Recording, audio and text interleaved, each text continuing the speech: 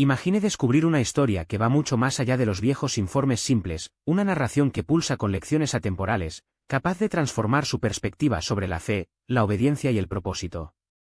El libro de los Números no es solo otro capítulo de la Biblia, es un espejo que refleja nuestras propias luchas, victorias y, sobre todo, la fidelidad de un Dios que nunca deja a su pueblo, incluso cuando fallamos. Prepárese para sumergirse en un viaje épico, donde cada detalle se ha registrado meticulosamente para enseñar, advertir e inspirar a las generaciones, incluida la suya. Habían dejado a Egipto como esclavos y ahora marchaban como un ejército libre, testigos oculares de milagros que desafiaron la lógica, el mar dividido, el maná del cielo, la ley registrada en piedra en Sinaí. Pero la prueba real no fue en el pasado, sino en el camino por delante. Entre el monte de Apocalipsis y la tierra de la promesa, un desierto se extendió, no solo arena, sino de dudas, rebeliones y consecuencias. Aquí es donde el libro de los Números cobra vida, revelando 40 años de una peregrinación que debería haber durado semanas. ¿Por qué? Porque la desobediencia tiene un precio, y Dios no negocia su santidad. Pero esto no es un relato de la derrota. Se trata de un Dios que, incluso ante la incredulidad humana, reorganiza, disciplina y prepara a su pueblo para la victoria. ¿Alguna vez te has detenido para pensar que estas páginas no se han escrito solo para israelitas durante milenios, sino para ti hoy? ¿Que sus murmullos resuenan en nuestras quejas modernas, y que las respuestas divinas son tan relevantes ahora como entonces?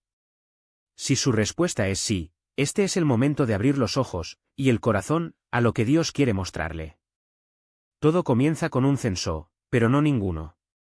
En el segundo año de libertad, con el desierto aún fresco en sus recuerdos, Dios ordena a Moisés, dígales. Todos los hombres de 20 años, capaces de ejercer armas, organizados por clanes y familias. No era solo una cuestión de números, se trataba de identidad, propósito y preparación. Cada tribu, cada nombre, cada posición tenía un significado. Y cuando se tabularon los datos, el resultado fue impresionante, 603,550 soldados, un ejército nacido de la promesa, no la fuerza humana. Pero hubo una excepción crucial, la tribu de Leví. No se contarían entre los guerrilleros, porque su llamada era otra. Su batalla no fue contra las naciones, sino por la santidad. Depende de ellos mantener el tabernáculo, transportarlo, armarlo y asegurarse de que ningún profano se acercara. ¿La penalización para aquellos que violan esta orden? La muerte. Porque Dios no juega con su presencia.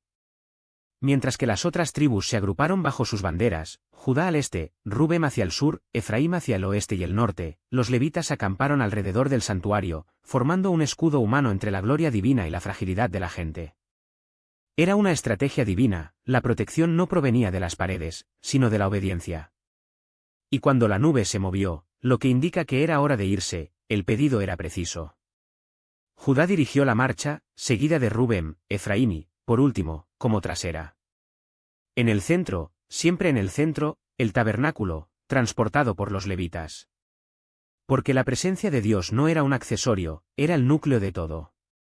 Pero la organización no se detuvo allí.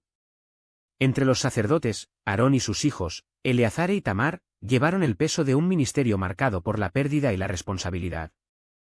Nadab y Abiú, el primogénito, habían muerto por faltar al respeto a las órdenes divinas, un oscuro recordatorio de que servir a Dios requiere reverencia, no improvisación. Ahora la tribu de Leví fue entregada formalmente a Aarón, no como sirvientes, sino como aliados sagrados. Su trabajo no era opcional, fue vital. Cualquiera que se atreviera a usurpar sus deberes enfrentaría consecuencias fatales. Porque Dios no divide su gloria, ni su santidad es negociable. Esta es la esencia de los números, un Dios que ordena, proporciona y juzga, pero que, sobre todo, sigue siendo fiel. Una gente que, a pesar de los fracasos, seguía con el propósito. Y una pregunta que resuena a través de los siglos, ¿estás dispuesto a aprender de tus propios giros en el desierto, o seguirás repitiendo los mismos errores, esperando resultados diferentes? La elección es tuya, pero la historia ya está escrita, y apunta a un final que depende de su respuesta.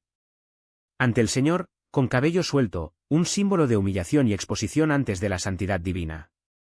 En sus manos, sostenía el agua amarga, mezclada con el polvo del piso del Taben. Capaz, un elemento que llevaba el peso de la verdad y el juicio.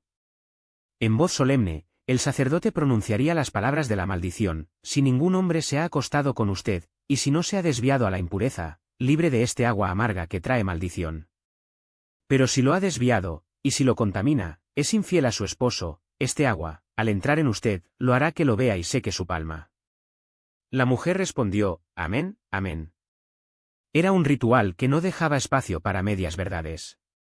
Si es culpable, el cuerpo traicionaría la mentira; si es inocente, sería absuelto públicamente con su honor restaurado. No había juicio humano, pero la creación misma respondió a la voz del Creador. Un recordatorio agudo de que ante Dios, incluso los secretos más ocultos del corazón salen a la luz. ¿Y por qué tan severidad? Porque el Dios que habita entre su pueblo no tolera la corrupción de lo que es sagrado. El adulterio no fue solo un descanso de confianza entre dos cónyuges, fue una profanación del pacto, un ataque a la propia imagen de Dios, que resultó ser un esposo fiel. Cada ley, cada ritual, cada juicio en números apunta a una verdad innegable: la santidad no es opcional. Es la base sobre la cual la presencia divina puede descansar entre los hombres. Pero aquí está la paradoja que debería hacernos temblar: el mismo Dios que requiere pureza absoluta es el que proporciona el camino a la purificación. Los inmundos fueron expulsados del campamento, pero no del corazón de Dios. Los culpables podrían confesar, restaurar y ser restaurados. Incluso la mujer sospechosa de adulterio tenía la oportunidad de ser declarada inocente por el agua que podría condenarla. Porque la justicia divina no es un martillo, es un espejo. Revela nuestra condición, pero también señala la solución: un sistema de sacrificios, rituales y mediación que, siglos después, encontraría su cumplimiento definitivo no en un tabernáculo de madera, sino en un cordero inmaculado. ¿Y tú? ¿Qué haces con tus propias aguas amargas, esas sospechas que erosionan tu paz, esas culpas que insisten en manchar tu conciencia? ¿Ignorarlos, esperando que desaparezcan? ¿O, como Israel, los trae ante el Señor, dispuesto a enfrentar la verdad, costo a lo que cuesta? Los números no son solo un antiguo manual de leyes. Es una invitación urgente a la integridad. Una llamada para vivir para que cuando llegue el agua de la prueba, su vida pueda responder con un amén, no por su propia perfección, sino por la gracia que cubre, purifica y redime. Porque al final, la pregunta nunca fue solo para evitar la impureza, sino de abrazar la que nos hace puro. Imagine la escena: un jarrón de arcilla simple y frágil contiene no solo agua, sino el peso de una verdad que no puede ocultarse.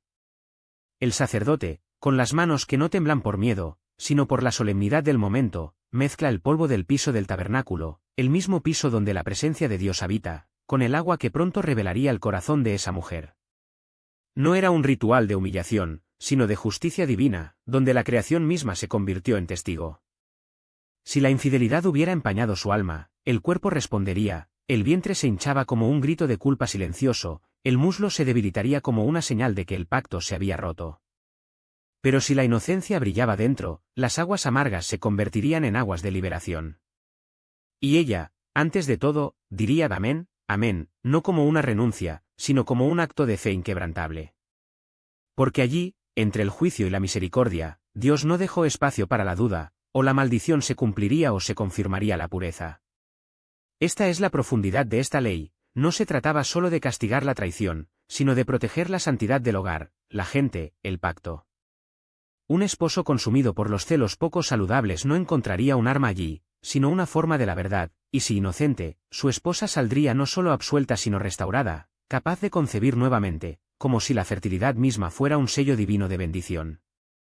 Porque Dios no está satisfecho con las sospechas infundadas, pero tampoco tolera la infidelidad que corrompe. Era justicia con el propósito: o la falla estaría expuesta o el honor sería restaurado. Pero si las leyes de los celos revelaron la seriedad de Dios con la fidelidad, el voto nazi fue una invitación a la consagración radical. No es una carga impuesta, sino una elección: hombres y mujeres que, se movieron por un deseo de intimidad con el santo, resignaron al ordinario para abrazar lo extraordinario.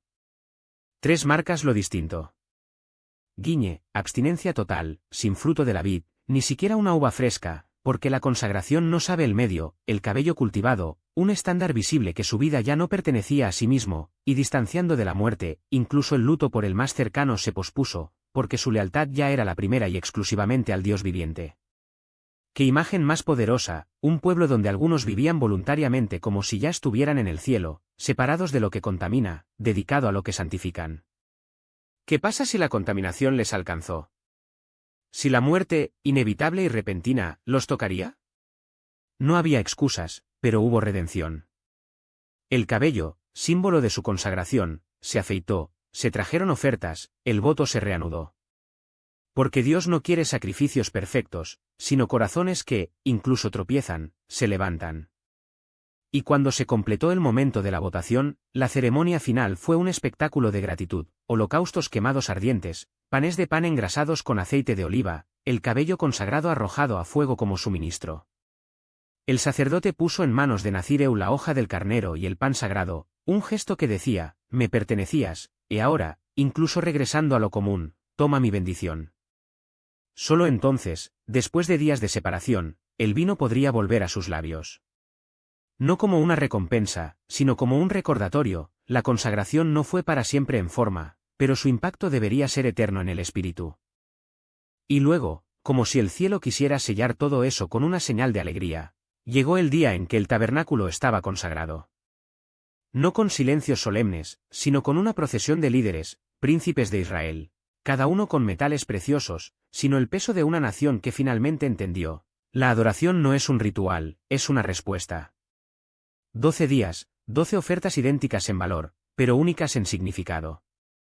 La plata y el oro brillan bajo el sol del desierto. Los novillos y las ovejas se presentan en una secuencia perfecta. No era repetición vacía, era la unidad. Cada tribu, en su día, dijo, también pertenecemos a esto. Nuestra dedicación es tan real como la de Judá, tan necesaria como la de Dan. Y cuando se hicieron las cuentas, 2400 ciclos de plata, 120 oro, cientos de animales. No fue la suma la que impresionó, sino el corazón detrás de él.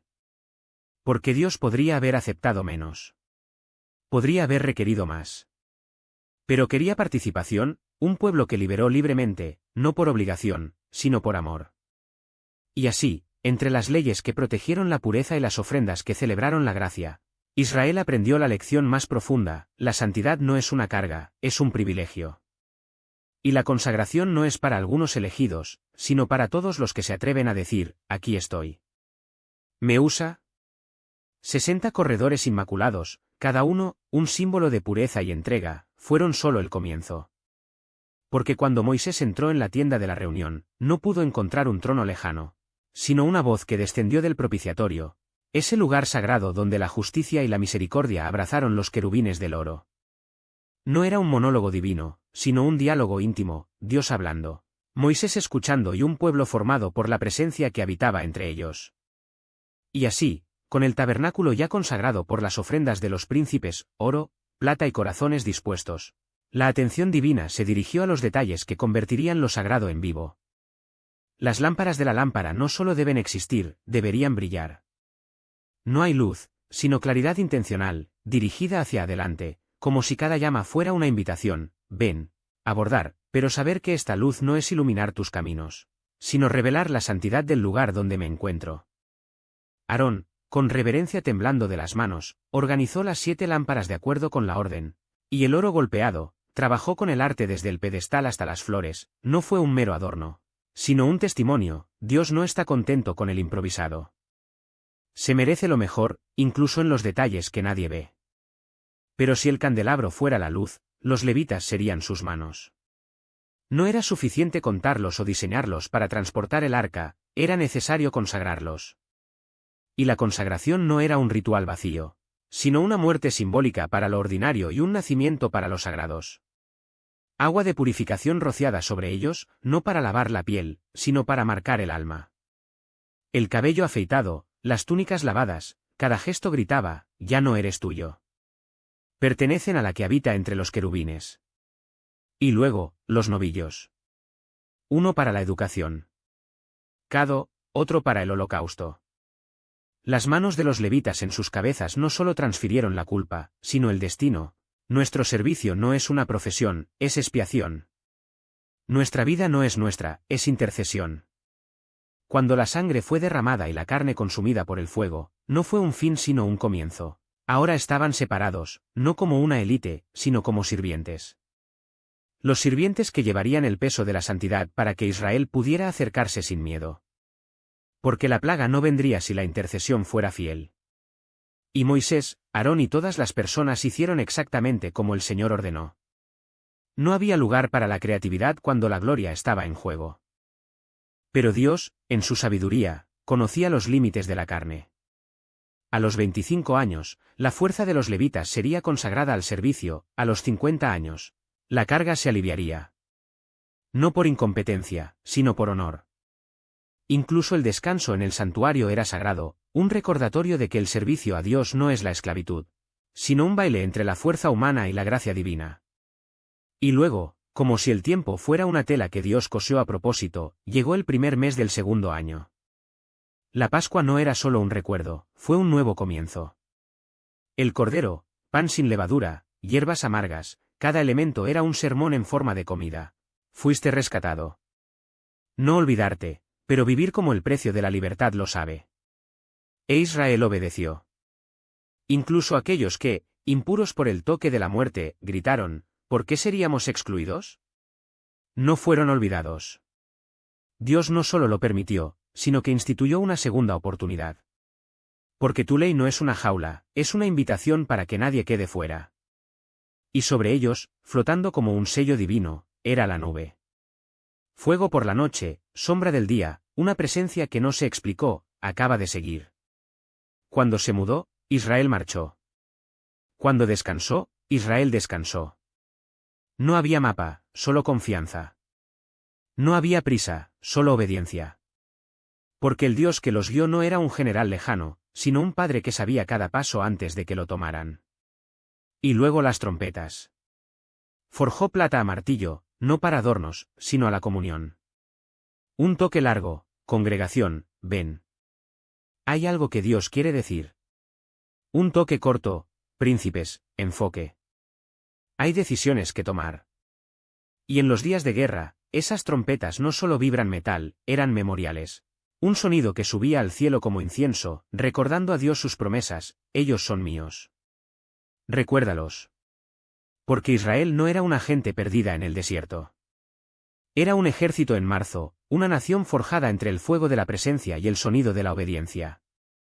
Y cada detalle, desde las lámparas hasta los levitas, desde la Pascua hasta la nube, desde las trompetas hasta el silencio que las precedió, fue un fuego provocado en la historia. Dios no quiere espectador. Él quiere participantes. Y para aquellos que realmente lo siguen, incluso el desierto se convierte en una forma de gloria. No eran meros rituales, ni repeticiones vacías de sacrificios. Cada holocausto en ascenso, cada oferta pacífica arrojada sobre el altar fue un grito de memoria ante el Dios que no olvida. Recuérdanos, ese fue el grito silencioso de las llamas que consumieron la carne, pero conservaron el pacto. Y cuando, el 20º día del segundo mes, la nube finalmente se elevó sobre el tabernáculo, no fue una oportunidad. Era la señal que el cielo había escuchado.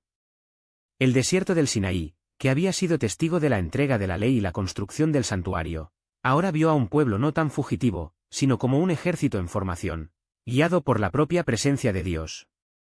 La orden de la marcha no fue aleatoria.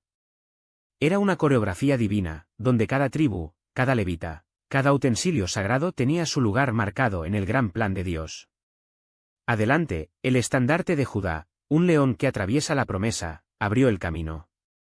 Luego, los hijos de Gersón y Merari desmantelaron el tabernáculo con manos consagradas, llevando el peso de la santidad en su espalda. Rubén siguió, y luego los abrigos, cuyos brazos soportaron los objetos que ningún ojo común podía ver sin morir. Antes de llegar, el santuario ya estaba erigido en el nuevo campamento, listo para recibir el santo. Efraim y Dan completaron la procesión, esta última como una parte trasera vigilante, los ojos puestos en el horizonte y las sombras que podrían amenazar. Pero Dios no está contento con las estrategias humanas. Mientras Israel se preparó para irse, Moisés contactó a Robab, la medianita, no como una solicitud, sino como una invitación a la historia. Ven con nosotros. El Señor le prometió bien. Israel, y ese bien también será tuyo.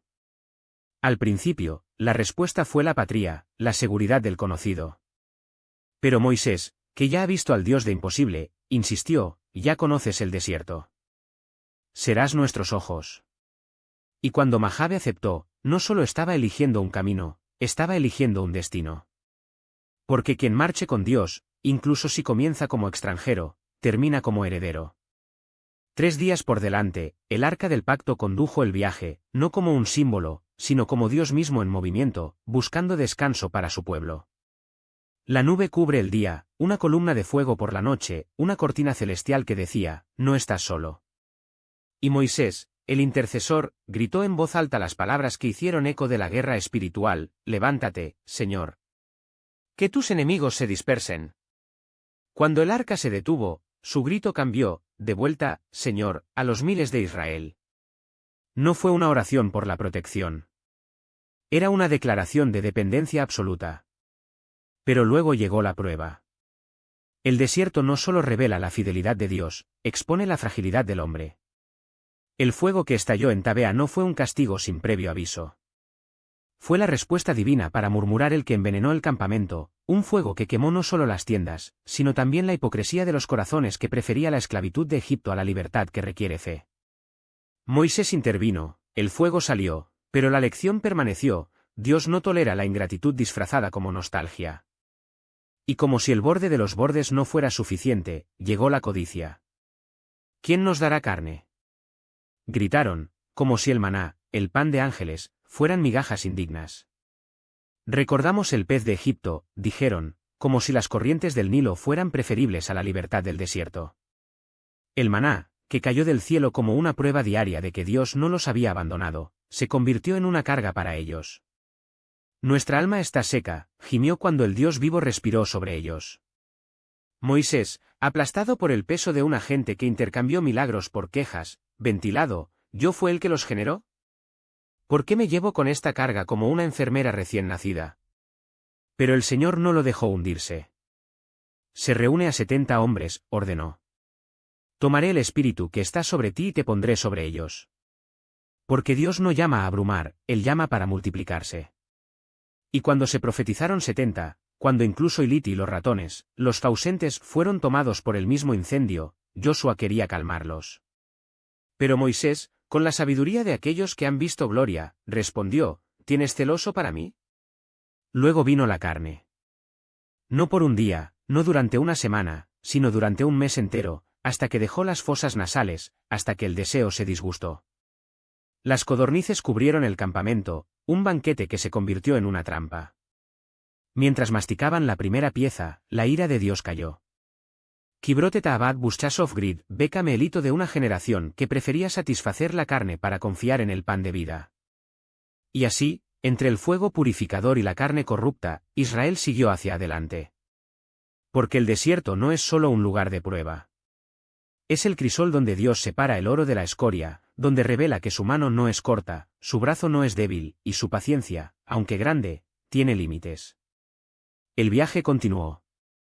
Y con cada paso, la pregunta resonó, ¿cuánto tiempo amarás más la esclavitud que la gloria? Pero el recuerdo de la obediencia y la codicia todavía ardían como brasas debajo de las cenizas del corazón de Israel. Y cuando el fuego del descontento parecía borrado, he aquí, él resurge, ya no entre la multitud anónima, sino en el círculo muy cercano del liderazgo. Miriam y Aarón, hermanos de sangre y misión, dejan que envidiar sus lenguas. ¿Dijiste el Señor solo por Moisés? Cuestionaron, como si la autoridad del hombre que hubiera dividido el mar y hubiera recibido la ley en las manos temblorosas podría medirse por los estándares humanos. ¿No nos hablaste tampoco? Sus palabras, cargadas de orgullo herido, sonaban como el eco de la serpiente en Edén, Dios dijo. Y el Señor escuchó. Moisés, el hombre que se había enfrentado a Faraón sin temblores, que había roto las juntas de la ley en fire sagrado de indignación, ahora en silencio. No era debilidad, fue la fuerza de aquellos que confían en que Dios lucha por sí mismo. A medida que los murmullos se extendieron como veneno, el Eterno intervino a una velocidad que lo dejó en claro, no divide su gloria. Una columna de la nube descendió, no como una sombra protectora, sino como un tribunal. La voz que temblaba los cielos hablan. Y su distinción estaba cortando, con Moisés hablo de boca a boca, no por rompecabezas. Él ve mi forma. ¿por qué no temes hablar contra él? La respuesta llegó como un rayo. La nube se retiró, y con ella la protección. Miriam, la profetisa que cantó la victoria sobre Egipto, vio su piel se volvió blanca como nieve, lepra, marcada por el juicio de un Dios que no tolera la rebelión disfrazada de indignación. Aarón, paralizado por el horror, lloró al ver que la muerte se acerca. No la dejes como un abortivo, cuya carne todavía se consume en el útero. Pero Moisés, en su mansedumbre inquebrantable, intercedió: oh Dios, rezo, locura. La misericordia ha llegado, pero no sin un precio. 7 días de vergüenza, 7 días de exclusión, 7 días para que Israel entienda: quien toque el ungido del Señor, toca a la niña de sus ojos. Solo cuando Miriam fue purificado, cuando el olor a muerte dio lugar al perfume de la restauración, la gente podía seguir. Y allí, en las puertas de Canaán, donde el aire ya olía a leche y miel, Dios dio una orden que sellaría el destino de una generación: envía a los hombres a espiar a la tierra que te doy. 12 líderes, uno de cada tribu, se fueron con una misión que debería ser de esperanza. Entre ellos, 2 nombres brillarían, o saldrían, en la historia: Caleb, el gigante de la fe, y Josué, cuyo nombre ya tenía la promesa de salvación. Subieron el Negueve, cruzaron los valles donde las uvas crecían como tesoros colgantes, y llegaron a Hebrón, la ciudad de los gigantes, donde las paredes parecían desafiar al cielo. Allí, en el valle de la escuela, cortaron un montón tan pesado que 2 hombres lo llevaron como un trofeo, prueba viviente de que la tierra no solo existía sino que se desbordaba. Las frutas eran elocuentes, granadas de rubal como la sangre del pacto, higos dulces como la promesa cumplida. Pero cuando los espías regresaron, sus corazones revelaron más de lo que sus ojos habían visto. Es una tierra que la leche de maná y la miel comenzaron y la gente vitoreó. Pero luego vino el pero, veneno disfrazado de prudencia: la gente es poderosa. Las ciudades, impregnables. Vimos a los hijos de Anac, y estábamos a nuestros ojos como langostas. 10 voces, unidas en incredulidad, pintaron una imagen de derrota incluso antes de que comenzara la batalla. Solo 2 se atrevieron a levantar la voz de la fe: permitamos y tengamos la tierra, porque ciertamente prevaleceremos. Josué y Caleb, con las túnicas desgarradas en el luto por la falta de fe de la gente, gritaron la verdad que Israel se negó a ver: el Dios que había abierto el mar no sería detenido por muros de piedra. Pero la multitud, cegada por el miedo, prefería la esclavitud conocida a la libertad que exigía coraje. Elegimos a un líder y volvemos a Egipto. Lloraron, como si las corrientes del Nilo fueran preferibles a la gloria de Canaán. Y cuando Josué y Caleb, con la pasión de aquellos que ya habían demostrado la dulzura de la promesa, intentaron calmarlos, la respuesta fue una lluvia de piedras, no de los cananeos, sino de los mismos hermanos. Fue entonces cuando la gloria del Señor estalló en la tienda de la reunión, no como una luz suave, sino como fuego del consumidor. Y su voz tronó, ya no en instrucciones, sino en el juicio: ¿cuánto tiempo me despreciarán? A pesar de todas mis señales, ¿todavía dudan? El desierto había escuchado muchos murmullos. Pero esta sería la última vez que Dios toleraría a un pueblo que prefería la muerte a la fe. Pero Moisés no duplicó el peso de la ira divina. Con el coraje de aquellos que conocen el corazón de Dios mejor que sus propias palabras, se arrojó entre el juicio y el pueblo, no como una súplica débil, sino como un escudo de intercesión. Señor, lloró, no con lágrimas de derrota, sino con la autoridad de quien ha visto la gloria del Señor que rompió las montañas. ¿Qué dirán los egipcios cuando escuchan que los destruyeron en el desierto? No dirán: el Señor no podría llevarlos a la tierra que Él dio aquí. Y aquí está el misterio de la justicia sazonado por la gracia: Dios no revocó la oración, sino que la ha transformado. Perdón, declaró el Señor, pero así como vivo y la tierra se llenarán con mi gloria, ninguno de los que me vieron cara a cara, que presenciaron mis señales en Egipto y el desierto, y sin embargo me burlaron 10 veces con su incredulidad, sus pies llegarán a la tierra prometida. La generación que prefería el miedo a la fe se consumiría en el desierto, 1 año por cada día que los espías viajaron con terror. Casarse. Buenos años. 40 primaveras sin cosechar, 40 veranos sin una sombra de victoria.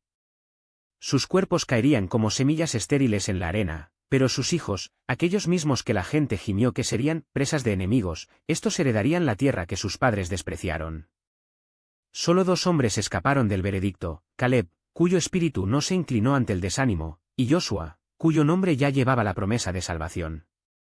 los otros 10 espías, aquellos que envenenaron la congregación con informes de derrota, cayeron por una plaga ante el Señor, los cuerpos aún calientes cuando la gente, en un acceso tardío de arrepentimiento, intentaron forzar la entrada a Canaán.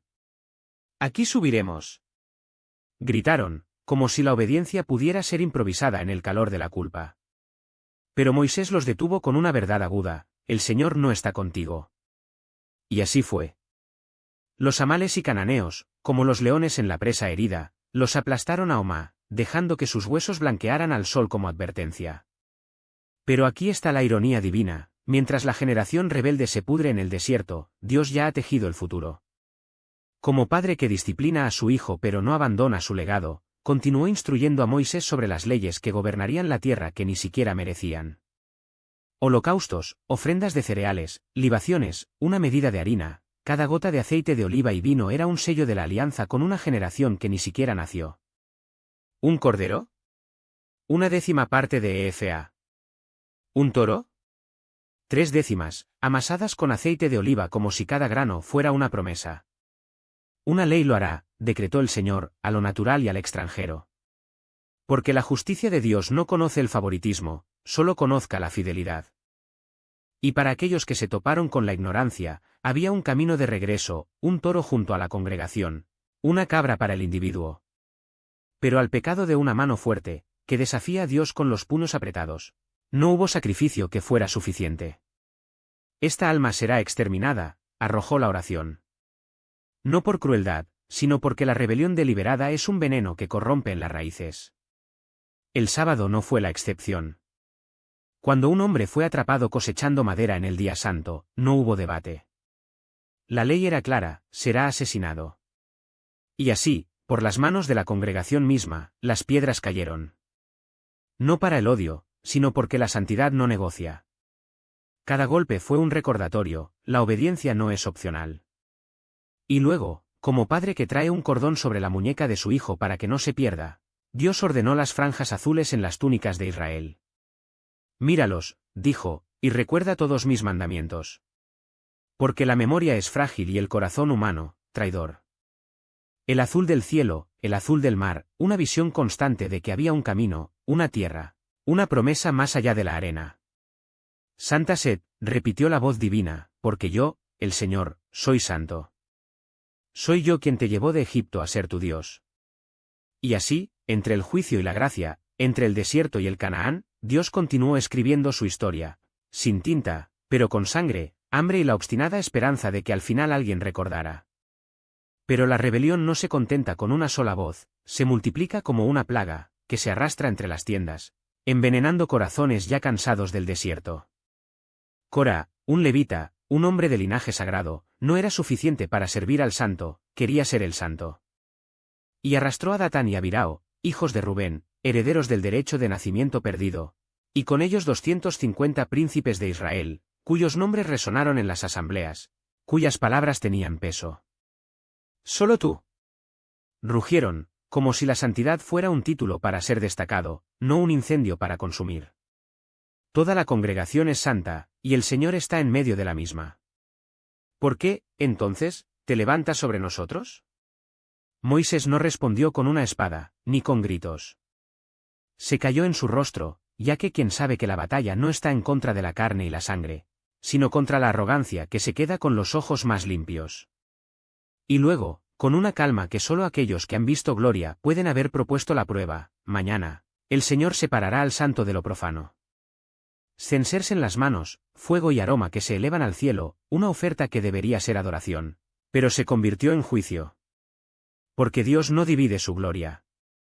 No negocia su elección. Se negaron a escuchar. Datán y Abirao, con el veneno de la ingratitud en los labios, derramados en las promesas. ¿También dominas con nosotros? Como si la esclavitud fuera la libertad. Como si el desierto no fuera el camino a Canaán. Moisés, con la santa ira de aquellos que llevan el peso de un pueblo, gritaron al Señor: no acepten sus ofrendas. Nunca tomé un burro de ellos, nunca los oprimí. Al día siguiente llegó, y con él, la gloria del Señor, una columna de fuego y nubes, tan terrible que incluso los rebeldes se callan.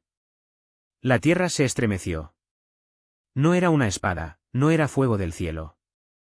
Fue la boca de la tierra la que se abrió, hambrienta, y se lo tragó vivos. Corá, sus hombres, sus familias, sus bienes, todos desaparecieron en el abismo.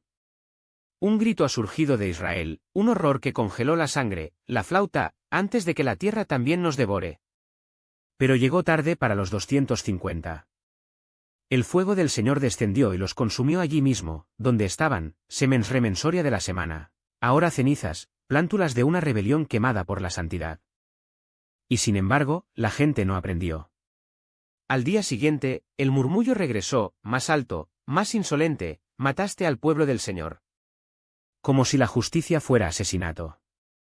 Como si la misericordia no hubiera tomado la mano del juicio 1000 veces antes. La nube descendió sobre la tienda. Apareció la gloria. Y la plaga comenzó a cosechar vidas, una tras otra, hasta que Aarón, con el sensibilizador en sus manos, corrió al medio del campamento, un sacerdote entre los muertos y los vivos. El perfume de la intercesión se eleva como un grito, justo. Y la plaga se detuvo. Pero no antes de tomar 14.700. Tomó una señal. No más palabras, no más milagros fugaces. Algo que quedaba, para hablar cuando se dispararon las voces. 12 palos, uno para cada tribu, colocado frente al testimonio. Y entre ellos, la cancha de Aarón, un trozo de madera seca, como todas las demás.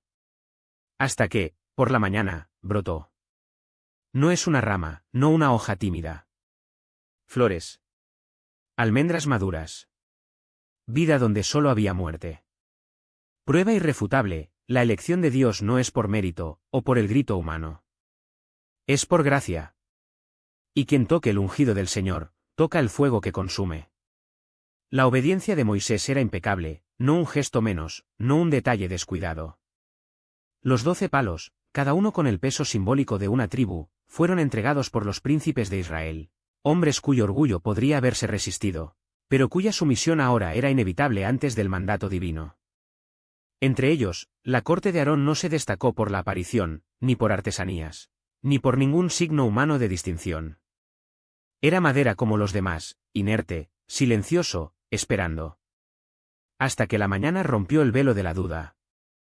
Lo que Moisés vio al ingresar a la carpa de testimonio no fue un milagro discreto, sino una declaración atronadora.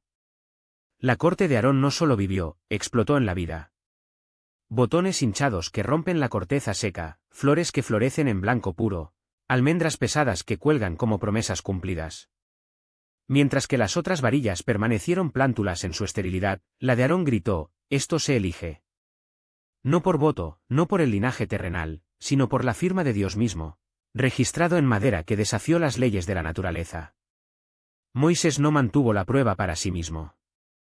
Él sacó las cañas, expuestas a los ojos de una nación que murmuró, dudaba, que rescató contra la autoridad de Dios.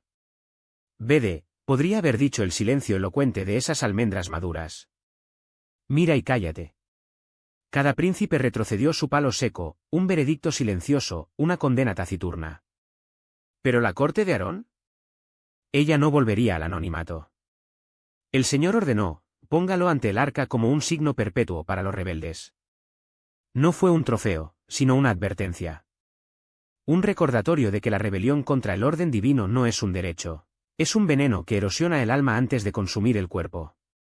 Con la autoridad de Aarón ahora sellada no con palabras, sino por milagro, el Señor descendió sobre Moisés y su hermano con una clara claridad. La santidad del santuario no era negociación. Era un abismo entre la vida y la muerte, entre la bendición y la maldición.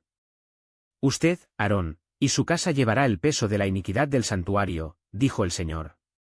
No fue un honor ligero, una carga sagrada. Cada error en el ritual, cada descuido en el servicio, cada mancha de impureza que penetró en esos espacios sagrados caería sobre ellos como una espada suspendida. Los levitas, llamados para servir, no podían tocar lo exclusivo de los sacerdotes. Abordarse es morir, hizo eco de la advertencia. No por crueldad, sino porque la santidad de Dios no se inclina ante presunción humana. Y sin embargo, porque la gracia siempre viene y todavía, el Señor no los ha dejado sin providencia. Los sacerdotes no heredarían la tierra, sin bandadas, sin cosechas. Su herencia sería Dios mismo. Ofertas sagradas, primeras frutas de aceite, vino, trigo, pecho movido y el muslo de las ofertas pacíficas, todo lo que sería suyo. No como un salario, sino como un sustento sagrado, un intercambio divino, me sirves exclusivamente, te apoyo abundantemente. Incluso los levitas, sin posesión terrenal, recibirían los diezmos de Israel, sin embargo, de lo que recibieron, harían lo mejor al Señor.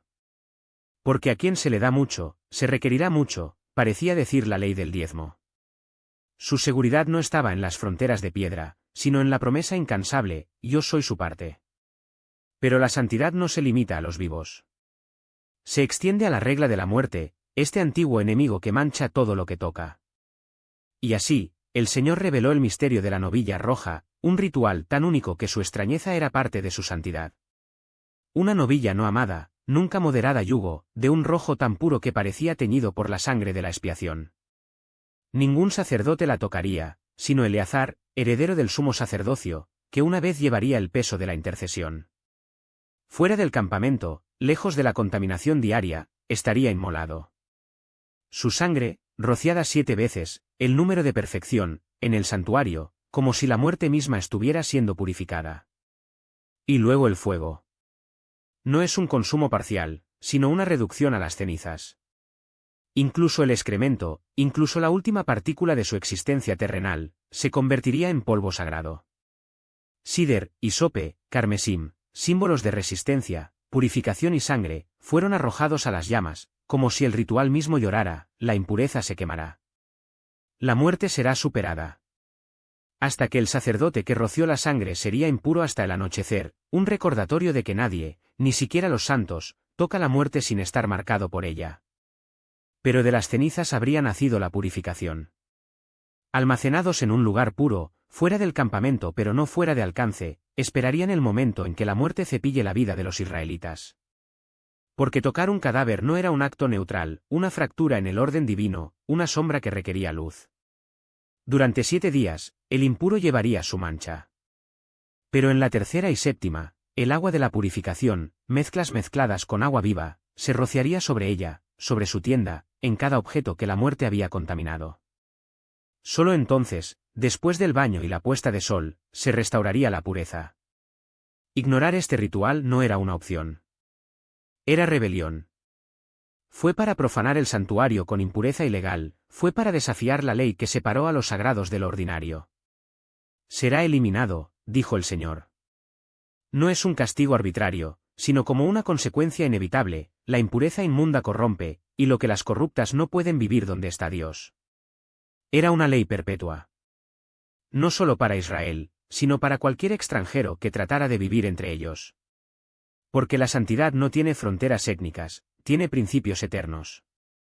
Y mientras el desierto todavía resonaba con los pasos de una generación condenada a perecer por su incredulidad, el Señor ya estaba preparando el camino hacia la tierra que manejaba la leche y la miel. 40 años de murmuración estaban a punto de encontrar su fin. Y con él, una opción, ingrese la promesa purificada, o mantente fuera, consumida por la propia rebelión. He aquí, el desierto una vez más se convirtió en la etapa donde la incredulidad humana y la fidelidad divina colisionaron en un espectáculo de juicio y misericordia. Las Cades, la tierra de los recuerdos amargos, fueron testigos del final de Miriam, que, una vez, tenía cantos de victoria en las orillas del Mar Rojo, ahora silenciado bajo el peso de la tierra aras. Pero la sed de la gente no esperaba de luto. El agua, este elemento vital que Dios ya había proporcionado milagrosamente antes, se había convertido nuevamente en una razón para la rebelión. Mejor habríamos muerto con nuestros hermanos. Lloraron, como si la muerte en el desierto fuera preferible a la dependencia del Dios que los apoyó. ¿Por qué nos trajiste a este mal lugar?, preguntaron. Olvidaron que cada paso de ese camino fue delineado por la misma mano que había abierto el mar y había hecho maná desde el cielo. Y allí, antes de la roca que mantuvo en su seno el milagro del agua, Moisés, el hombre que había hablado rostro con Dios, dijo: no fue la falta de fe en sí misma lo que lo condenó, sino la forma en que se rompió su fe. Escuché. Ahora, rebeldes. A voz tronó, y el personal que debería hablar con la roca se levantó en ira, golpeándola 2 veces, como si la providencia divina dependiera de la fuerza humana. El agua se ha reunido, pero con la oración, por no santificarme antes que ellos, No entrarás en la tierra prometida. Los líderes más fieles pueden tropezar cuando la carne supera al espíritu. Pero el viaje no pudo detenerse. Edom, un hermano de sangre para la descendencia, cerró sus puertas con una espada en la mano. No pasarás a través de mí. Decretó al rey, ciego a la historia común que se unió a Israel con su tierra. Promesas de paz, ofrendas de pago, nada doblado su corazón endurecido. Y así, las personas que Dios había liberado tuvieron que eludir la resistencia humana, como aquellos que desvían una roca en el camino. El desierto no solo era arena y sol, la escuela donde Israel había aprendido, a expensas del dolor, que la obediencia a menudo requiere desviaciones antes de las victorias. Y luego, en la colina O, bajo los ojos de una congregación que todavía murmura, Aarón, el sumo sacerdote, el que había intercedido con incienso entre la divina ira y la gente rebelde, ha ido su último aliento. Las túnicas sagradas, símbolos de una alianza que trascendieron generaciones, fueron transmitidas a Eleazar, su hijo. 30 días de luto resonaron en el campamento, pero el dolor no pudo detener la marcha. La tierra prometida no esperaba lágrimas, requería acción. Pero el enemigo no durmió. Arade, el cananeo, atacó como un buitre sobre presas débiles, trayendo cautivos entre los descuidados. Fue entonces cuando Israel, por primera vez en décadas, luchó, no por supervivencia en el desierto, sino por conquista. Si nos das victoria, destruiremos tus ciudades. Juraron, y Dios, fiel a su palabra, le entregaron al cananeo a sus manos. Hormato tal distancia, fue el nombre que se quedó, una advertencia a los pueblos de la tierra. Quien se levantó contra Israel fue surgido contra Dios mismo. Sin embargo, el recuerdo de la gente era corto como la sombra del mediodía. El camino del mar largo, duro y duro se ha convertido en el escenario de otra ola de quejas. Estamos hartos de este maná. Dijeron, como si el pan celestial fuera una carga, no un milagro diario. No hay agua, no hay pan, solo la muerte. Gimió, como serpientes de fuego, enviadas como juicio, comenzaron a cosechar vidas entre ellos. Solo cuando la muerte los rodeó, cayeron en sí mismos, pecemos. Intercede por nosotros. Y Moisés, incluso prohibido entrar a la tierra, levantó una serpiente de bronce, símbolo de su rebelión transformado en un instrumento de salvación. Mira y vive. Era el comando. La curación no estaba en el veneno, sino en la mirada hacia arriba, hacia lo que Dios había proporcionado. Y así, entre batallas y murmullos, entre juicios y milagros, Israel avanzó. Desde Obote hasta Igea Barim, desde Cerede hasta el valle del Arnom, cada parada fue una página entregada en el libro de una historia escrita, no por casualidad, sino por diseño. Los amoritas, como Edom, rechazaron el pasaje, pero esta vez, no hubo desviación. Seonkin de Esbom salió con su ejército, seguro en su fuerza, solo para encontrar la espada de Israel y el juicio de Dios. Toma tu tierra. Era la orden, y desde el final hasta el Jabaco, los límites de Amón temblaban. Porque cuando Dios mueve a su pueblo, ni los reyes ni los ejércitos pueden detener la marea de la promesa. El camino a Canaán no era recto, hubo un juicio. Pero cada curva, cada batalla, cada serpiente y cada roca sacudida eran lecciones registradas por el fuego. La tierra no se entregaría a los murmullos, sino a los guerreros. No son incrédulos, sino para aquellos que miraron a la serpiente y vivieron.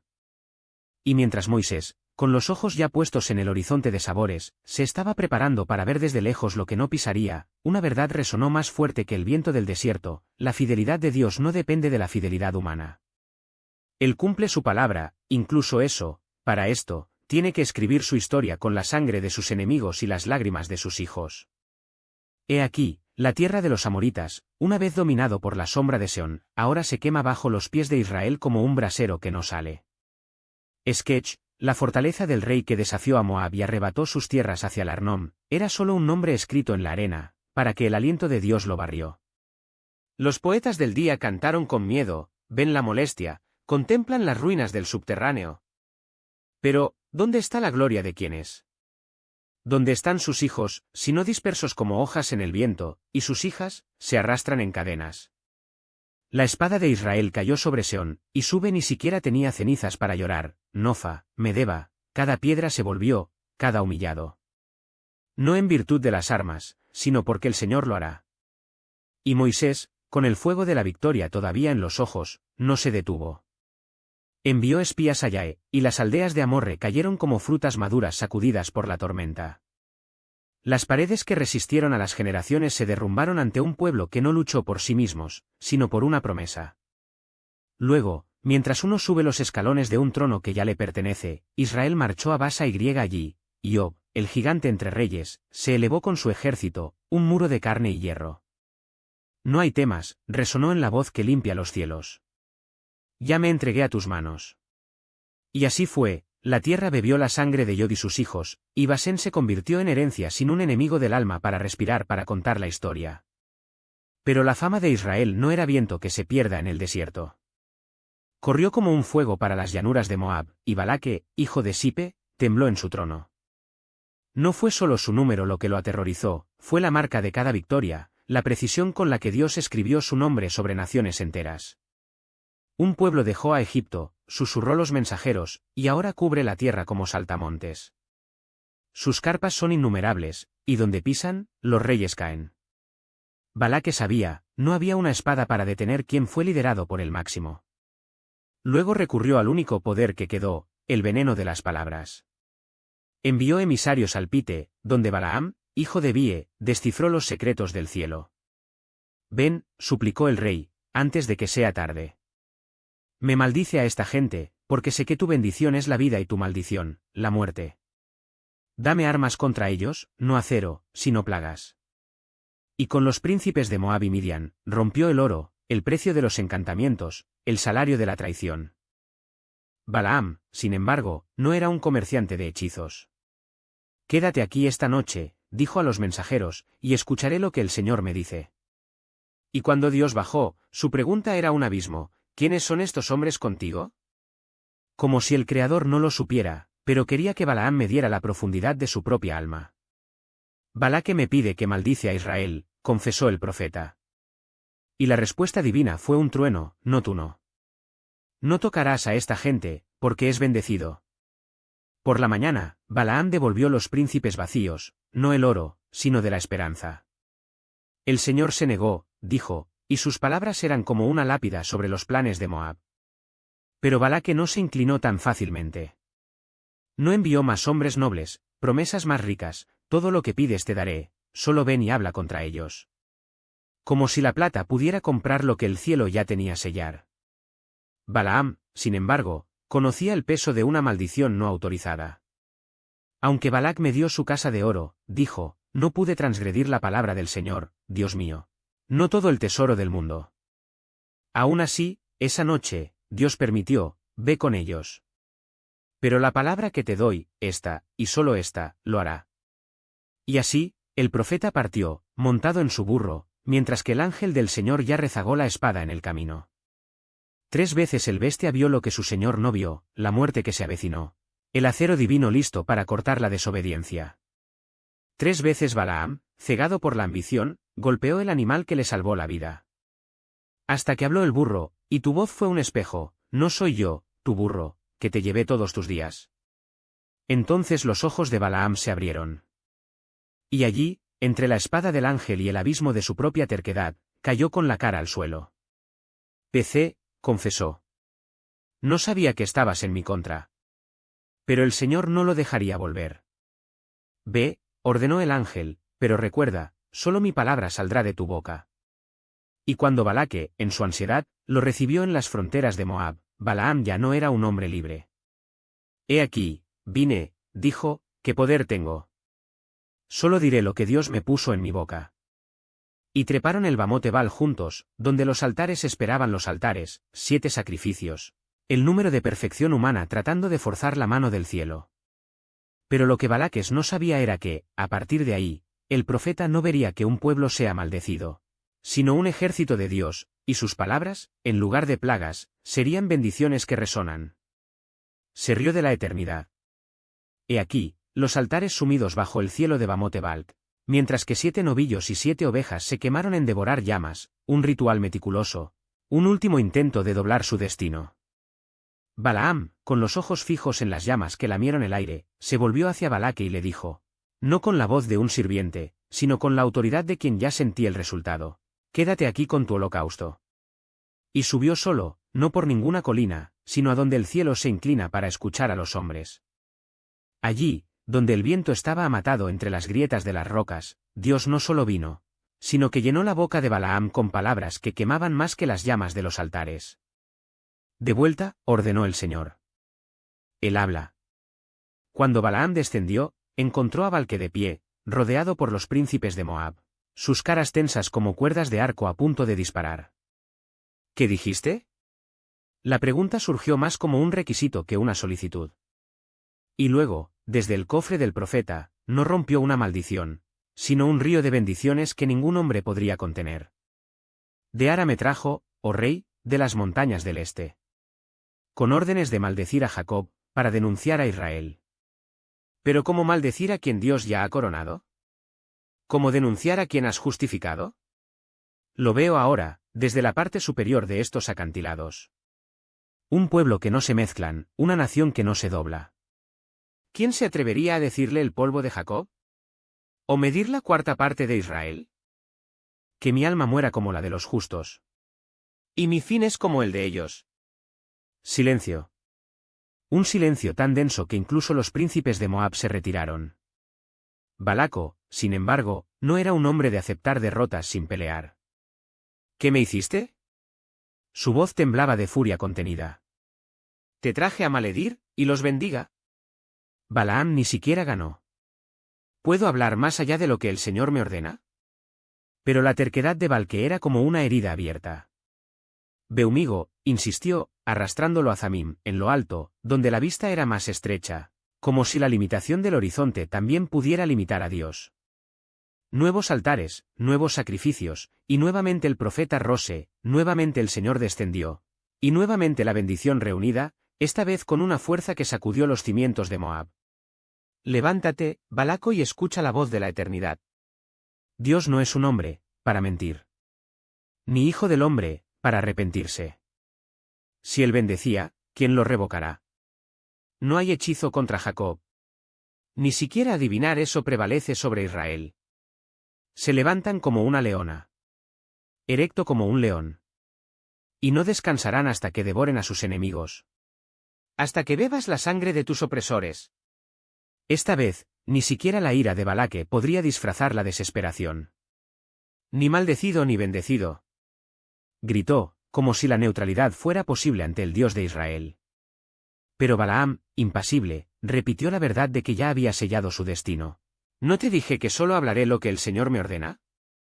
Aún así, el rey de Moab no se rendiría. Un último intento, la cumbre de Pera, donde el desierto se estiró como un mar de arena y promesas. Más alto, más sangre, más humo trepando espiral a un cielo que ya había decidido. Pero esta vez, Balaam ni siquiera tenía que buscar encantamientos. El Espíritu de Dios cayó sobre él como una capa de fuego. Y luego vio. No es un ejército, no una multitud, sino carpas alineadas en orden divino, como estrellas bordadas en la tierra. Viviendas de vida, jardines regados por aguas nunca secas. Y su voz, anteriormente controlada, ahora desbordada en éxtasis. Oh, qué hermosas son tus carpas, Jacob. Tus viviendas, Israel. Como valles que se desarrollan. Como jardines a orillas de un río. Como halés plantado por el Señor. Como sides que nunca se rompen. Tu rey será más alto que las migajas. Tu reino, inquebrantable. Dios los sacó de Egipto. ¿Y ahora, quién se atreverá a enfrentarlos? Bendito que los bendice. Maldito quien los toca. Era demasiado. Balaco, rojo de ira, aplaudió las manos como un hombre que ve el colapso del imperio. ¡Huye! Rugió. Te traje a honrar, pero el Señor te burló. Pero Balaam, sereno como el crepúsculo, respondió, ¿no te advertí desde el principio? Incluso si llené tu casa de plata y oro, no podía traicionar la palabra del Señor. Hablaré lo que él ordena, y nada más. Y luego, como un golpe final, agregó, pero antes de que se vaya, escuchará lo que estas personas le harán a la suya en los últimos días. Y llegó el cuarto oráculo. Como una bendición, pero como advertencia, una visión que desgarró el velo del tiempo. Lo veo, pero no ahora. Lo contemplaré, pero no de cerca. Una estrella surgirá de Jacob. Un cetro se levantará de Israel. Y Moab será aplastado. Edom, reducido a cenizas. Amaleque, borrado del recuerdo de los hombres. Los barcos vendrán de lejos. Y las naciones caerán como trigo bajo la guadaña. ¿Quién sobrevivirá cuando Dios actúe? Cuando cayeron las últimas palabras, no había nada más que decir. Balaam se fue, volviendo a su tierra como un hombre que había visto el futuro y ya no podía pertenecer al presente. Balaque, derrotado incluso antes de la batalla, regresó a su palacio con la certeza de que ninguna maldición humana podría detener lo que Dios ya había decretado. Y mientras los israelitas acampaban en Sittim, en las puertas de Moab, el enemigo ya no era un ejército, era tentación. Las hijas de Moab, con sus sonrisas y sus dioses, extendieron las manos que prometían placer, pero ocultaron veneno. E Israel, que se había resistido a espadas y flechas, ahora se inclinó ante extraños altares, intercambiando la gloria de Dios por una noche de pecado. Pero esta es otra historia de otoño. Y como incluso los elegidos pueden olvidar quién los llevó de Egipto. Y luego, como un fuego que consume la paja, la ira de Dios quemó sobre Israel. Ya no era una batalla contra los ejércitos visibles, sino una guerra espiritual donde el enemigo se disfrazó de falso placer y adoración. En Baal Peor, la gente cayó no solo ante un ídolo de piedra, sino también frente a su propia ruina. Los altares llenos de sacrificios que nunca podrían apaciguar al Dios vivo, mientras que los cuerpos se entrelazaban en rituales que profanan la santidad del Señor. La tierra temblaba bajo el peso de la traición, no las espadas, sino los corazones que intercambiaron el pacto por una noche de pasión efímera. Y la respuesta divina llegó como un trueno: toma a los jefes de la gente y colgándolos al sol, para que mi ira pueda alejarse. Una orden que corta como una espada, porque la justicia de Dios no se inclina ante la hipocresía de aquellos que llevan a la gente al abismo. Moisés, con una voz temblorosa de aquellos que conocen el peso del juicio, repitió el mando para los jueces: cada uno mata a sus hombres, que se unieron al Baal Peor. Pero la plaga ya se estaba extendiendo, cosechando vidas como el viento quemando un campo seco. El aire estaba lleno de lamento, y el piso de la reunión estaba mojado con lágrimas de una gente que, demasiado tarde, reconoció su culpa. Era entonces que la audacia y el celo se conocieron en un hombre.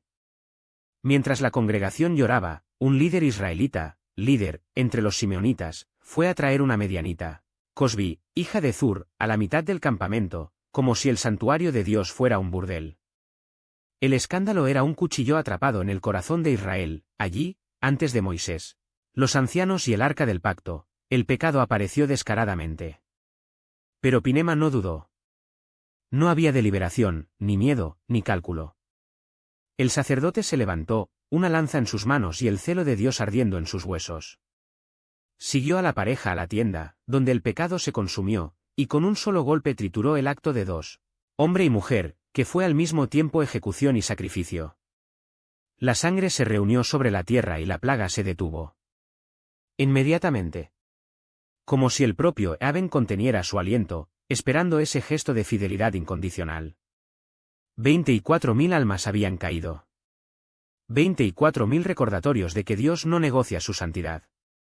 Pero los teléfonos, con su lanza aún goteando, se convirtieron en el símbolo que a alguien todavía le importaba.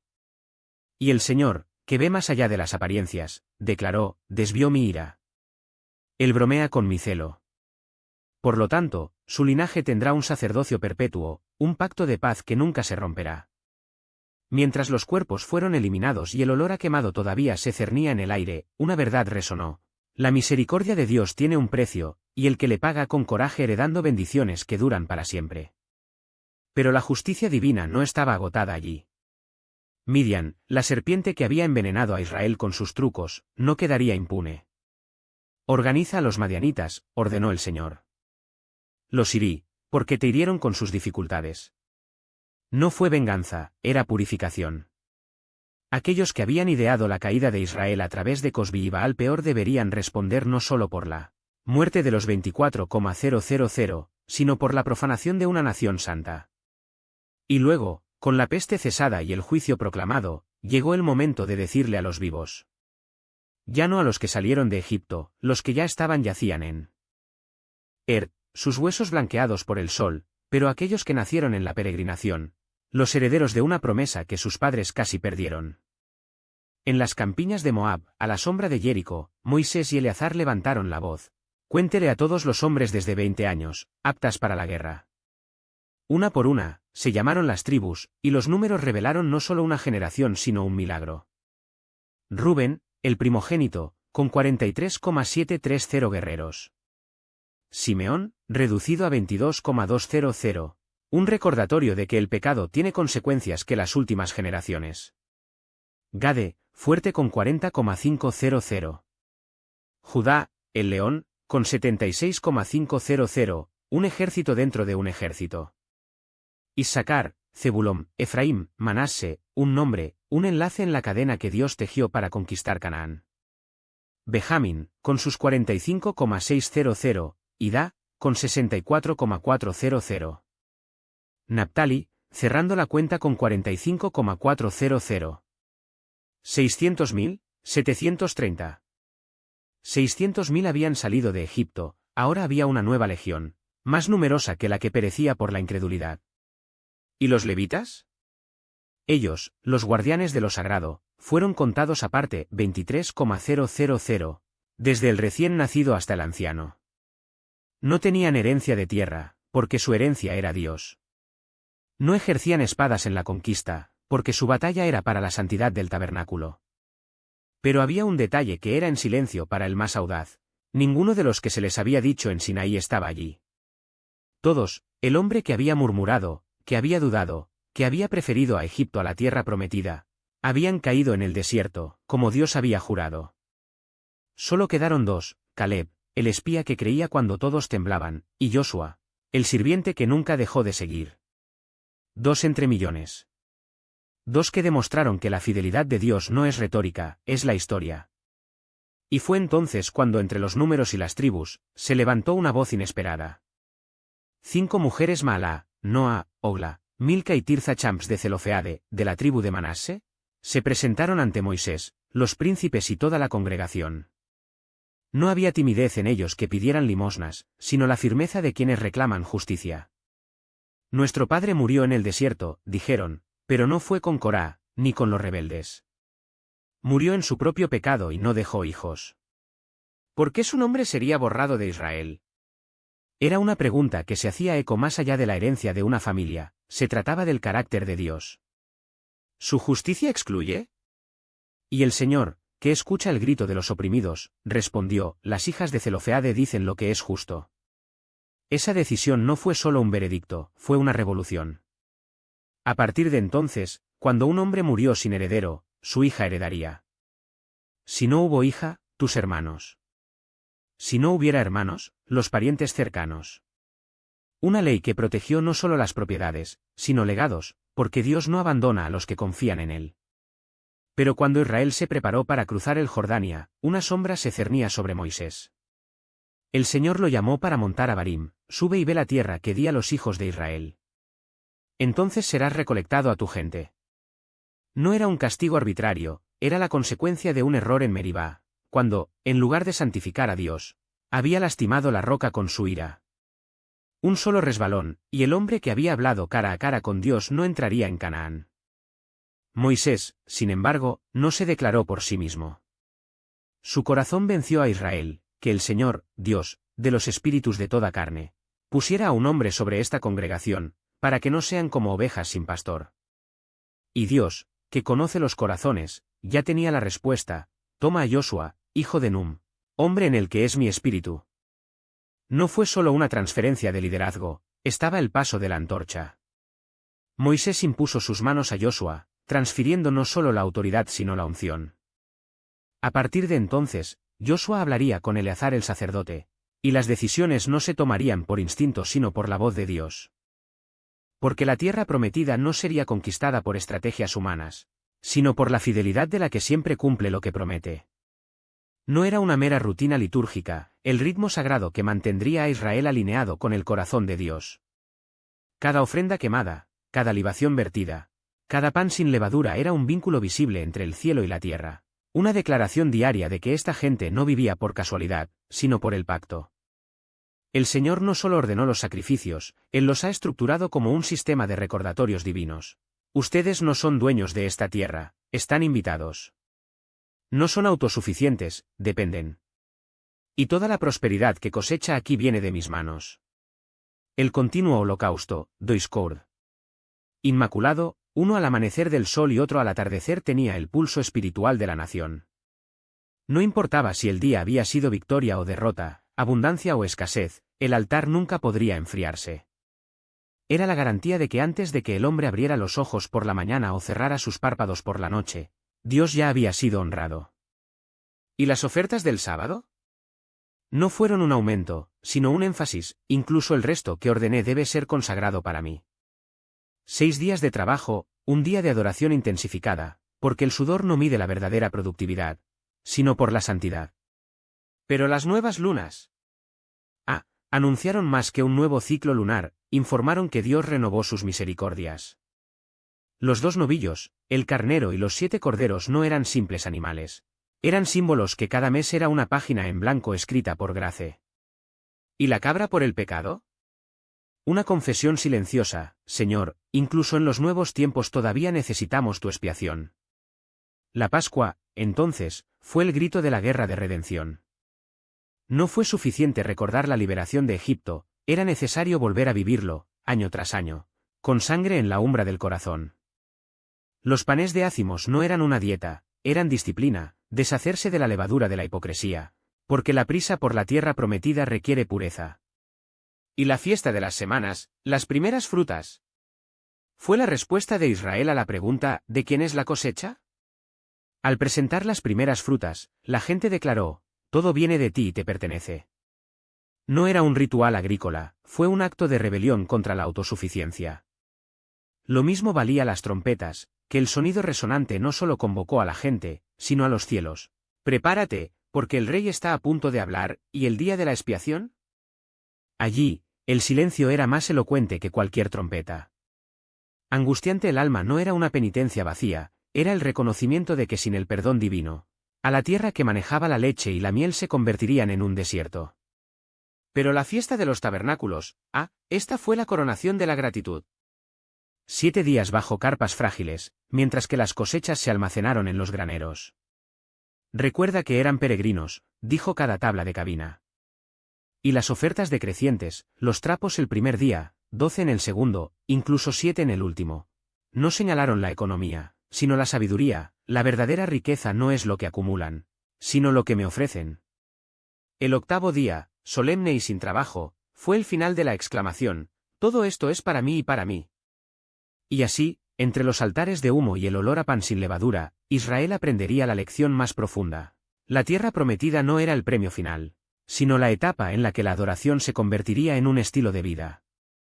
Cada festival, cada sacrificio, cada nota de las trompetas era una tela de alambre en el gran tapiz del pacto, donde Dios, en su soberanía, había dicho, serás mía, y yo seré de ti. No por un día, no por una temporada, sino para siempre. Y esto, más que los murales o las ciudades conquistaron, sería el legado que cruzaría las generaciones. Moab, al borde del Jordania, donde las aguas murmuraron las promesas y el horizonte fue jugado con los últimos rayos de un sol que pronto daría paso a la tierra que mantenía la leche y la miel. Pero antes de que Israel cruzara ese río simbólico, antes de eso, sus pies pisaron la herencia celestial a Abraham. Dios requeriría más que espadas afiladas o botines de guerra. Requeriría integridad. Los votos no fueron meras palabras arrojadas al viento, eran lazos sagrados, hilos invisibles que unen al alma hasta el Altísimo. Cuando un hombre abrió los labios con un juramento, no era un acuerdo entre los hombres, sino un pacto con lo eterno. Su palabra debe ser tan inquebrantable como las leyes de la ley almacenadas en el arca. Y si la fidelidad era la base del pacto, la responsabilidad era su guardián. Un padre podría silenciar el voto imprudente de una hija aún debajo de su techo, un esposo, que anula la apresurada promesa de su esposa, pero solo el mismo día, antes de que el tiempo convirtiera el silencio en complicidad. Porque Dios no toleró la ambigüedad, o la autoridad actuó lista o llevaría el peso de la omisión. Y qué lección tan nítida para un pueblo que, algunas generaciones antes, había visto a sus madres y hermanas seducidas por idolatría en Per. Las mujeres del medio, con los ojos y los rituales, habían sido trampas disfrazadas de belleza, e Israel había pagado con sangre. Ahora la justicia divina no dejaría que la raíz de maldición vuelva a brotar. No era crueldad, era cirugía espiritual. Las chicas holgadas no eran trofeos, sino semillas de una F. Purificado, libre del veneno que sus madres habían destilado. Incluso los objetos saqueados deben pasar por el fuego o el agua de la purificación, porque nada impuro podría manchar la marcha hacia la tierra prometida. Cuando los jefes del ejército, con sus manos todavía estremeciendo la batalla, se presentaron a Moisés el oro de sus ofertas voluntarias, gargantas, anillos y éxtasis de los madianitas, no era un gesto de ostentación, sino de reconocimiento solemne. Esos 16,750 ciclos de oro no comprarían perdón, eran un monumento, un grito tangible. Señor, recordarás que no luchamos por la codicia, sino por tu santidad. Y Moisés, al depositar ese tesoro en la tienda de la reunión, sellar más que una victoria militar, fue cometido, cada pieza de ese metal brillante para siempre un testimonio que Israel no viviría con la espada, sino por fidelidad. Ahora, con Midian reducido a cenizas y el botín dividido según la justicia divina, Israel respiró el denso aire de las campiñas de Moab. Frente a ti el Jordán. Por otro lado, Canaán. Pero entre el campamento y la posesión de la promesa, todavía había una última prueba, la elección entre recordar u olvidar. Porque la tierra que los esperaba no era solo un suelo fértil, sino que tenía un altar. Y cada altar requiere sacrificio. Era el momento en que el futuro de Israel colgaba sobre una elección, la conveniencia de lo que ya tenía o el cumplimiento de lo que estaba por venir. Las tribus de Rubén y Gade, con sus innumerables bandadas y ojos fijos en los pastos verdes de Jazer y Gilead, se acercaron a Moisés no con una súplica, sino con una propuesta que sonaba como un eco peligroso del pasado. Danos esta tierra. No tenemos que cruzar el Jordán. Las palabras aparentemente inocentes llevaban el veneno de la misma duda de que, 40 años antes, había condenado a toda una generación para perecer en el desierto. Moisés, con el recuerdo aún vivo de las lágrimas de las Cades Barnea y el juramento divino que se había hecho eco de trueno sobre Israel, no dudó en desentrañar la trampa detrás de esos términos. ¿Tus hermanos irán a la guerra mientras te acomodas? Su voz cortó el aire como una espada atascada. No era solo una cuestión de tierra o ganado, sino que era una cuestión de lealtad. La misma desconfianza que había hecho temblar a Israel antes de que los gigantes de Canaán ahora lo disfrazaran de prudencia. Pero el resultado sería el mismo, un pueblo dividido, un Dios ofendido y una promesa pospuesta. Entonces hicieron a tus padres, les recordó Moisés, como si se dibujara una corteza de una herida abierta. Y tú, tus hijos, te crían para repetir tu error. Silencio que siguió era pesado como plomo. Porque lo sabían. Sabían que la tierra al otro lado de Jordania no era solo un territorio para ser conquistada, sino un pacto para ser honrado. Y fue entonces cuando, entre el peso de la censura y el fuego de la convicción, nació una respuesta que cambiaría todo: construiremos corrales a nuestro ganado y paredes para nuestros hijos, pero nosotros mismos nos armamos frente a nuestros hermanos. Ya no era una negociación, era un juramento. Una alianza sellada no con palabras, sino con espadas jarmadas y sandalias dispuestas a pisar el suelo de Canaán incluso antes de las otras tribus. Moisés, con los ojos brillando como brasas en el viento, vio no solo la retracción de un error, sino la redención de una memoria. Si has pasado mientras hablas, cada uno de ustedes, armados, cruzó el Jordán ante el Señor hasta que la tierra sea subyugada, entonces volverás inocente. Pero si fallas. La amenaza se detuvo en el aire, tan concreta como las piedras del desierto: tu pecado te encontrará. Y lo hicieron. No de mala gana, pero con un celo que ardía como fuego en los altares. Mientras que sus mujeres, niños y rebaños permanecieron en las ciudades fortificadas de Gilead, Dibón, Atarote, Aroer, cada piedra un testimonio de su promesa, los hombres de Rubén y Gade, junto con la mitad de Manasés, fueron los primeros en pisar las aguas divididas de Jordania. No como espectadores, sino como avant-garde. No como beneficiarios pasivos de la victoria de los demás, sino como guerreros que, con sus propias manos, ayudarían a derrocar las paredes de Jericó. Cuando Moisés, bajo el orden divino, con palabras los límites exactos de Canaán, desierto hacia el sur hacia el norte, desde el Mediterráneo al oeste hasta el río Jordania, no solo estaba demarcando las fronteras. Estaba dibujando los contornos de un legado. esta es la tierra que juré a Abraham, Isaac y Jacob. Pero la posesión no sería por casualidad, ni siquiera por el derecho de la sangre solamente.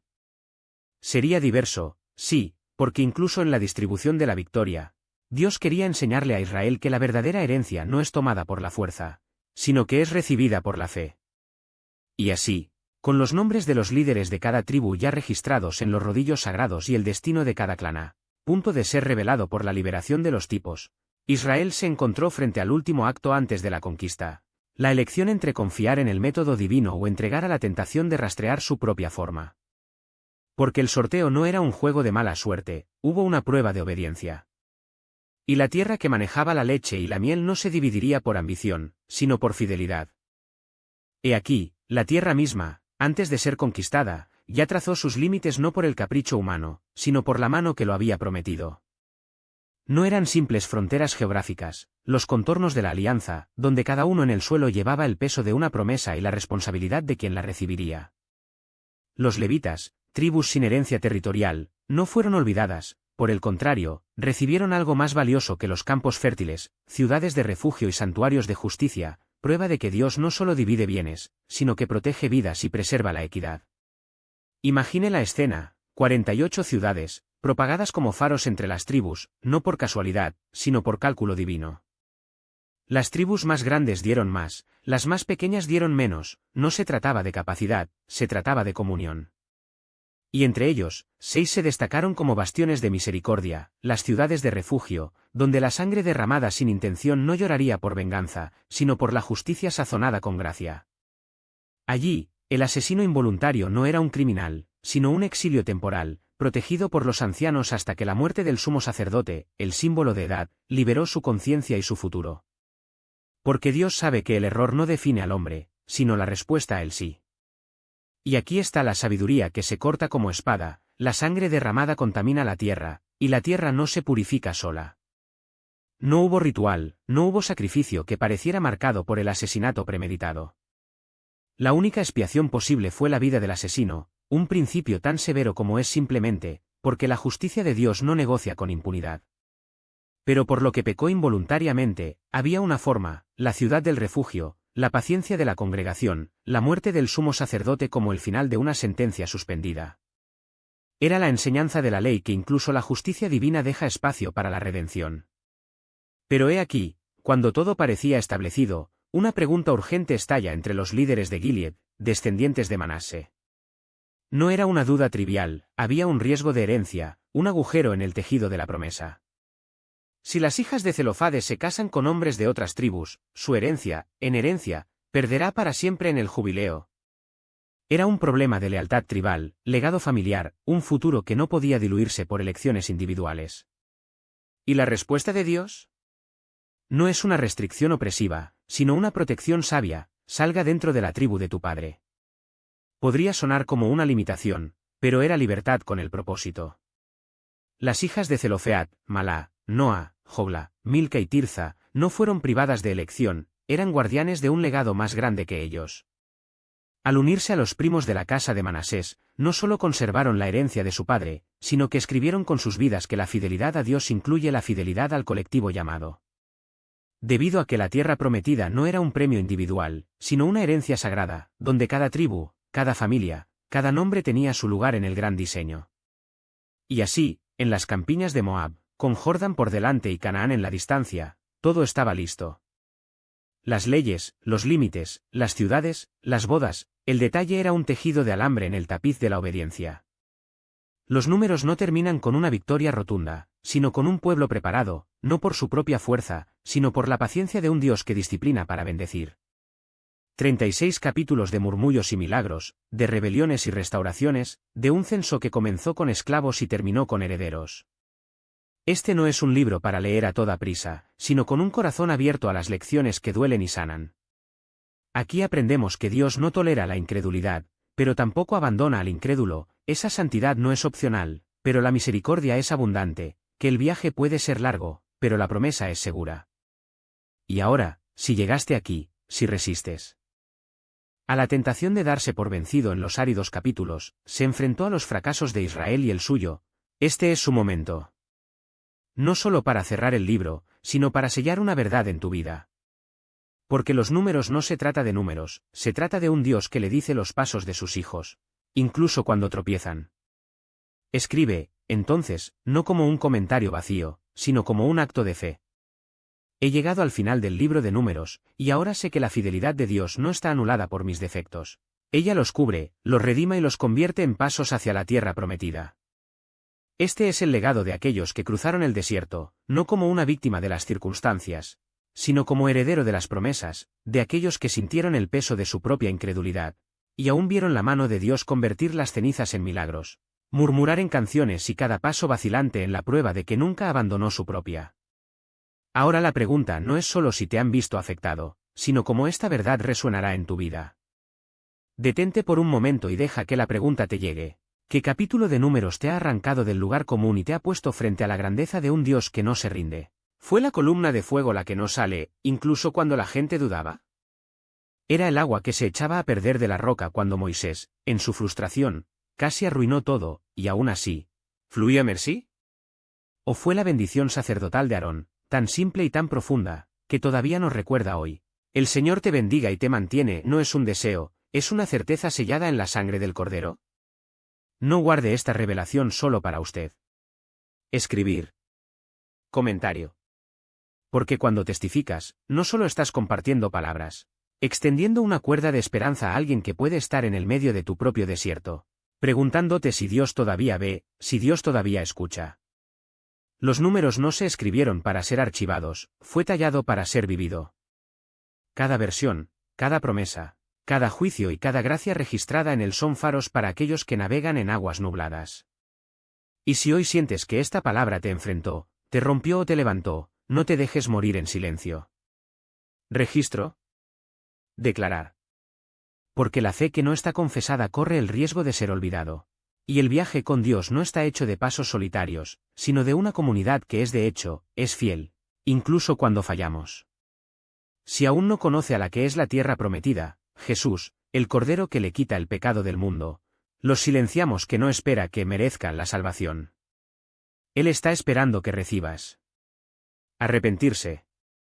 Dale a tus murmullos, tus dudas, tus desiertos.